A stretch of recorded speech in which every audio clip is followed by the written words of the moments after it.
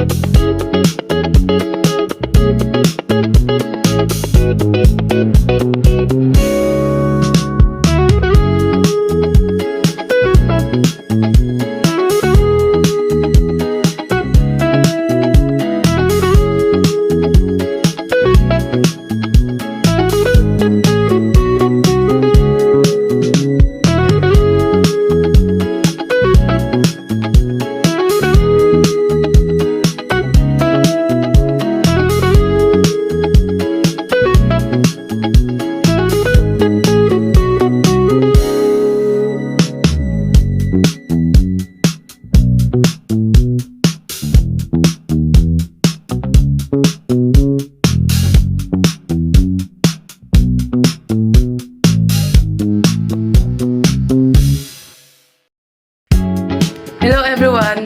Meet my fam. Ito si Lolo Clem. Siya yung adobo authority ng pamilya namin. Kahit hindi siya nagluluto, may comment yan. Ito naman si Lola Jessica, ang sweet at medyo makulit naming lola. At syempre, ang mga titas namin, si Tita Christine at Tita Christina. Very opinionated silang dalawa. Hi! And of course, I am Deo. Chill lang naman ako pero pagdating sa pagkain, may say rin naman ako. And my cousin, say hi, Richard. Hi. At syempre, ang aming head chef, si Mama Cherry. Lahat sila may strong opinions, lalo na sa pagdating sa pagkain. Typical Sunday lunch to guys. May kanin, cold water, at syempre, ang bida, ang adobo. Everyone's helping out. Nagtatawanan parang walang problema.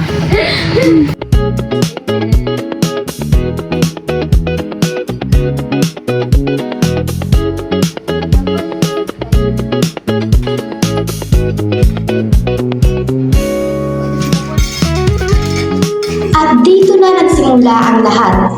Habang kumakain na sila, biglang nag-comment si Christine tungkol sa adobo na niluto ni Cherry. Cherry, anong nangyari sa adobo mo? Parang masyadong matamis ah. Ayan na, dito nagsimula ang mainit na diskusyon. Agad-agad nag-react ang lahat, bawat isa ay may sariling ideya kung ano ang tamang adobo. Family secret.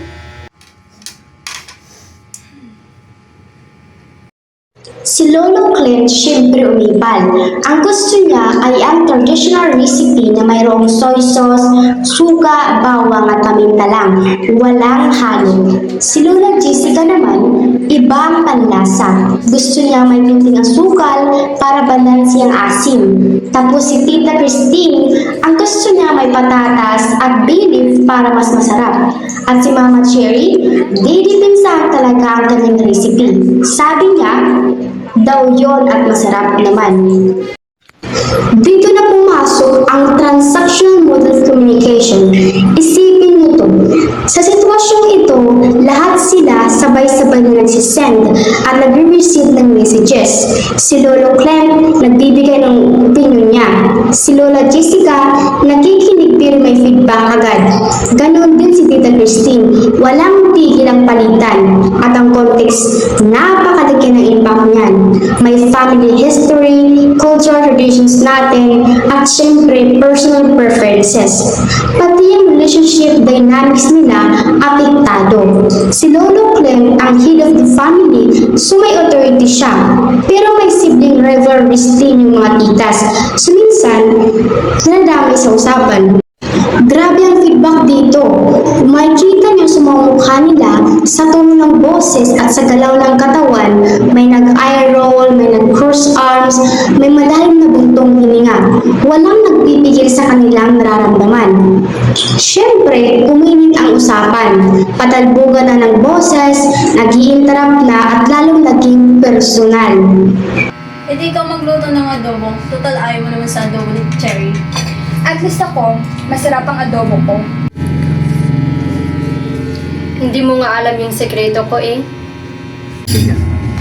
Ikaw nga naghiram ka nga kay Lola ng alas pero matagal mo binalik. At least, binalik ko. At dito na nagpatuloy ang gulo. Biglang pinag-usapan na yung dati pang issue na hiniram ni Tita Christine, yung alahas ni Lola, at hindi binalik agad. Diyos ko, paano napunta doon ang usapan sa adobo? Buti na lang, dumating ang peacemaker sa pamilya ni Deo, si Lolo Clem. Tama na yan. Anong ibig sabihin nito? Linggo ngayon. Pamilya tayo. Huwag kayo mag-away sa harap ng Panginoon. Hindi ito oras para mag-away dahil lang sa adobo. Ang importante, magkasama tayo.